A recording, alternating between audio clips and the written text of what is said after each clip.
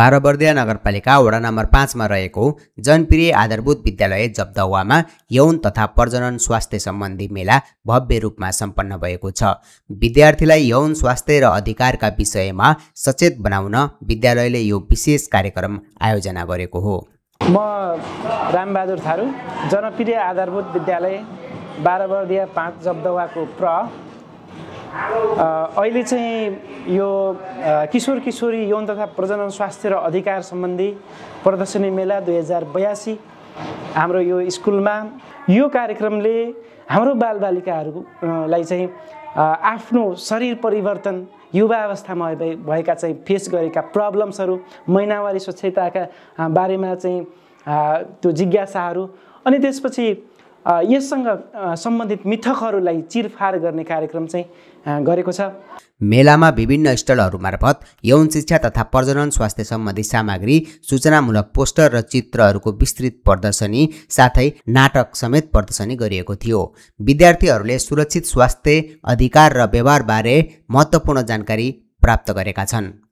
यसै अवसरमा यस विद्यालयमा निर्माण गरिएको 3 कोठे पहुँचयुक्त शौचालयको पनि उद्घाटन गरियो। करिब 15,19,000 रुपियाँ लागतमा बनेको यो संरचना विद्यार्थी मैत्री, सुरक्षित र समयानुकूल रहेको विद्यालयले जनाएको छ। कार्यक्रममा बाह्रबर्दिया नगरपालिकाका नगर प्रमुख छबिलाल थारूले विद्यालयले छोटो समयमा उल्लेखनीय सुधार गरेको बताउनुभयो।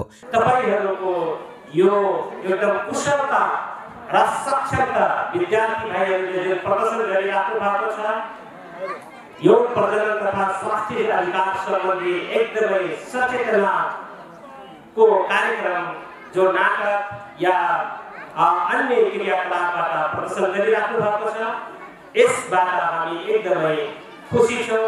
सरकारको अन्तिम गन्तव्य भनेको दिगो विकास लक्ष्य हासिल गर्नु हो। त्यो दिगो विकास लक्ष्य हासिल गर्नको लागि गुणस्तरीय शिक्षा र त्यो गुणस्तरीय शिक्षा प्राप्त गर्नको लागि अन्तिम रणनीति भनेको विद्यार्थी हित केन्द्रित नीति रहेको र जब विद्यार्थी हित केन्द्रित नीति आउँछ अनि सम्पूर्ण त्यो हित केन्द्रित अन्तर्गत सम्पूर्ण क्रियाकलापहरू जोडिन्छ। आज हामी जे गर्दैछौँ, जुन दिगो विकास लक्ष्य हासिल गर्नको लागि हामी प्रयत्न गर्दैछौँ, त्यसमा हाम्रो साझेदार संस्थाहरूले अथक प्रयास गर्दै आउनु भएको छ र साझेदारी गर्दै आउनु भएको छ। अहिले हाम्रो किशोर किशोरी मैत्री सूचना कक्षको छ, आराम कक्षको व्यवस्था गरिएको छ। यी सब गर्नुको पछाडि यो मूल मकसद भनेको गुणस्तरीय शिक्षा हो र गुणस्तरीय शिक्षाको लागि जसरी विद्यार्थी भाइबहिनीहरूको एभरेजको बाटो अगाडि बढाउने काम भइरहेको छ, त्यसरी नै टिचरहरूको क्षमता वृद्धिको कार्यक्रम पनि सँगसँगै अगाडि जानु आवश्यकता छ र त्यही अनुरूप सरकारको नीति अनुसार शिक्षकहरूलाई तालिमको व्यवस्था पनि गरिएको अवस्था छ। अहिले हाम्रो यस बाह्रबर्दिया नगरपालिकामा जति पनि मावि विद्यालयहरू छ, आदि विद्यालय र प्रावि विद्यालयहरू छ, हामी कर्मशः खानेपानी सरसफाई तथा स्वच्छता मैत्री विद्यालय 3 तारा विद्यालय घोषणा गर्ने कार्यक्रम हामी निरन्तर जारी राखेका छौँ। त्यस्तै गरेर यौन प्रजनन तथा स्वास्थ्य सम्बन्धी अधिकारको विषयलाई जो दिगो विकासको लक्ष्य हासिल गर्नको लागि जो गन्तव्यमा पुग्नुपर्ने हो, त्यसतर्फ पनि हामी साझेदार संस्थाहरू मार्फत हामी अगाडि बढिरहेको अवस्था छ र धेरै विद्यालयहरूमा यसको व्यवस्थापन पनि भइसकेको म यहाँलाई जानकारी गराउन चाहन्छु। र जुन साझेदार संस्थाहरूको सहयोगबाट र सरकारको समन्वयबाट जुन कार्यहरू भएको छ, त्यसमा विद्यालयले अपनत्व ग्रहण गर्नुपर्ने हुन्छ, अभिभावकहरूले अपनत्व ग्रहण गर्नुपर्ने हुन्छ र विद्यार्थीहरूले त्यसलाई ध्यानपूर्वक या होसियारीपूर्वक त्यसलाई प्रयोग गर्नुपर्ने अवस्था हुन्छ।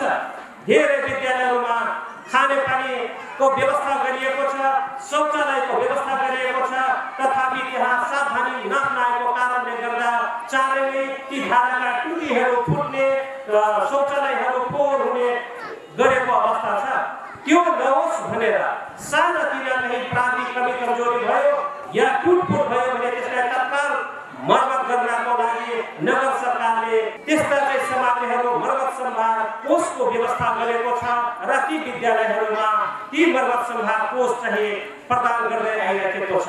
त्यसैले हामी भन्न चाहन्छौँ जति पनि संरचनाहरू तयार हुन्छन् ती दिगो रहोस् ताकि फाइदो होस् र हामीलाई दिगो विकासका लक्ष्य हासिल गर्नमा सहजता पुगोस्। किनभने हामी एकदमै अहिले शिक्षा क्षेत्र स्वास्थ्य क्षेत्रलाई एकदमै प्राथमिकताका साथ अगाडि सारिराखेका छौँ र सँगसँगै हामी सबैको जीवनको आधार भनेको कृषि पेसा हो। कृषि पेसालाई पनि उत्तिकै महत्त्वका साथ हामी अगाडि बढाइराखेका छौँ। सबैले शिक्षाको अवसर प्राप्त होस् र त्यो शिक्षा लिने क्रममा कुनै पनि विद्यार्थी शारीरिक मानसिक रूपले अस्वस्थ नरहुन्। हरेक विद्यार्थी हरेक नागरिक स्वस्थ रहन जरुरी छ। त्यसैले स्वस्थ नागरिकबाट मात्र हामी गुणस्तरीय शिक्षाको परिकल्पना गर्न सक्ने भएको हुनाले हामीले हरेक विद्यार्थीहरूको स्वास्थ्यतर्फलाई ध्यान दिँदै गुणस्तरीय शिक्षा प्राप्त गर्नको लागि हामीले हरेक घरमा किसान दाजुभाइहरू हुनुहुन्छ, मजदुर गर्ने मजदुरी गर्ने हाम्रा मजदुरहरू हुनुहुन्छ। हरेक घरमा कलह नहोस्, झगडा नहोस्। जुन आर्थिक कारणले जुन हुने कलह हुन्छ, झगडा हुन्छ, त्यसबाट हाम्रा विद्यार्थी भाइ बहिनीहरू नकारात्मक प्रभाव र असरहरू परिरहेको हुन्छ। त्यस्ता ती असरहरूलाई न्यूनीकरण गर्नको लागि हामीले आर्थिक वृद्धि कसरी गर्न सकिन्छ त्यो पाटोलाई पनि आयोजनका पाटोलाई पनि सँगसँगै जोडेर अगाडि बढाइरहेको यहाँलाई जानकारी गराउन चाहन्छु। हाम्रो जुन 12वटा धारा सहितको सर्वसुलभ शौचालयको निर्माण भएको छ र आराम कक्ष सूचना कक्षहरूको निर्माण भएको छ। यहाँ अब कुनै पनि कोठाको अभाव नहोस् भनेर यसै वर्ष 4 कोठे भवन पनि हामी निर्माण गर्न गइरहेका छौँ र अरू विद्यालयमा पनि जहाँ यो कार्यक्रम हुँदैछ सबै ठाउँमा हामीले त्यो भवनहरू निर्माण गरिरहेका छौँ। जुन ठाउँमा शौचालय छैन त्यो ठाउँमा शौचालय व्यवस्थापन गर्दैछौँ। जुन ठाउँमा खानेपानीको व्यवस्था छैन त्यहाँ खानेपानी व्यवस्थापन गर्दै आइरहेको म यहाँलाई जानकारी गराउन चाहन्छु। र चाँडै नै हाम्रो यो 12 भित्र रहेका सम्पूर्ण विद्यालयमा खानेपानी सरसफाइ तथा स्वच्छता गराउने लक्ष्यमा हामी छौँ।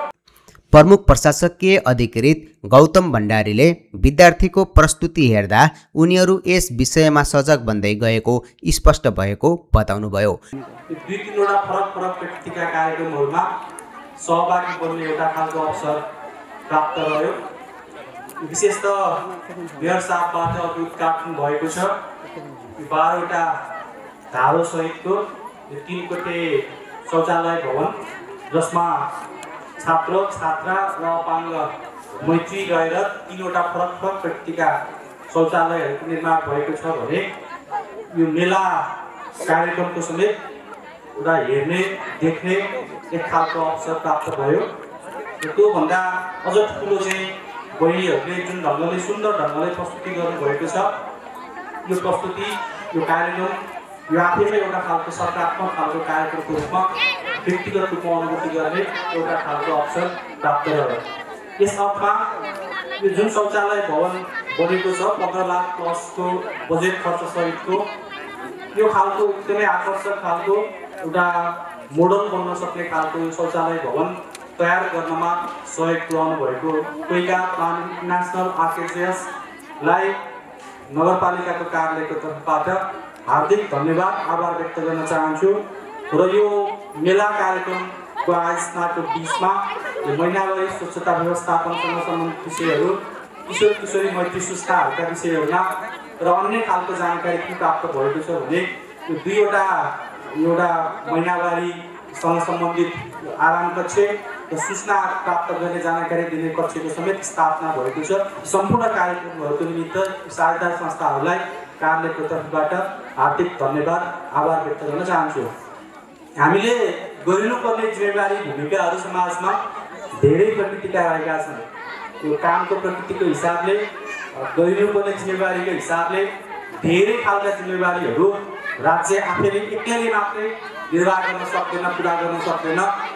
जबसम्म हामीसँग विविध खालका साझेदार संस्थाहरूको एउटा संज्ञात्मक भूमिका सकारात्मक प्रकृतिको भूमिका रहन्छ हाम्रा कार्यक्रमहरूले समेत गति लिने गर्दछन्, प्रभावकारिता हासिल गर्ने गर्दछन् र समाज एउटा सुन्दर समाज एउटा सुव्यवस्थित र समाज एउटा भोलि प्रगति गर्न लायकको समाजको रूपमा स्थापित हुन सक्दछ। यस अर्थमा पनि गरिनुपर्ने धेरै खालका गतिविधिहरू मध्येको एउटा महत्त्वपूर्ण गतिविधिहरूका हकमा आजको कार्यक्रम सञ्चालन भएको छ।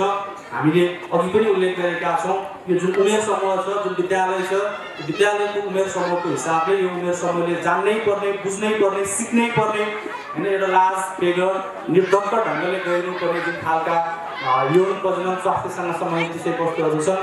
अघि एकजना नायकले समेत सुन्दर प्रकृतिको मन्तव्य सहित उहाँले आफ्ना विषयहरू पनि राख्नु भएको छ।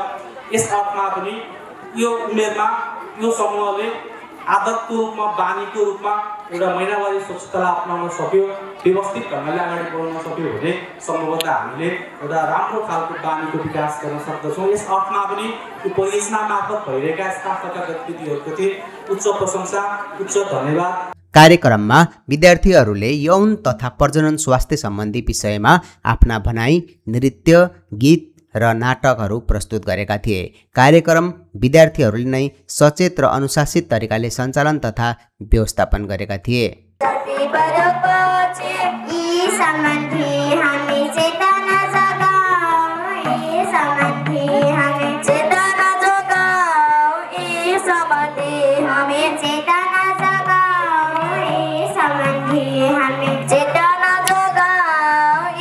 विद्यालयले यस्ता कार्यक्रमले विद्यार्थीमा स्वास्थ्य सचेतना मात्र होइन, व्यावहारिक सुधार र नेतृत्व क्षमतामा पनि वृद्धि हुने बताएको छ।